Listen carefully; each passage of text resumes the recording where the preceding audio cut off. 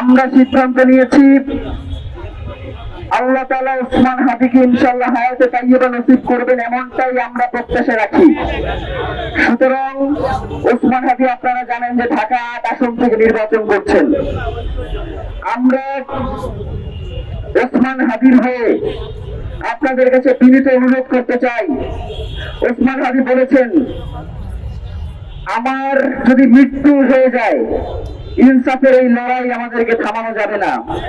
সুতরাং এইখানে দাঁড়িয়ে ভোটের কথা বলবো আমার জন্য অত্যন্ত কষ্টকর। এরপরে দাঁড়িয়ে একটা কথা বলি, সেটা হচ্ছে ওসমান হাদির এই ঢাকা ৮-এর দায়িত্ব আপনাদের।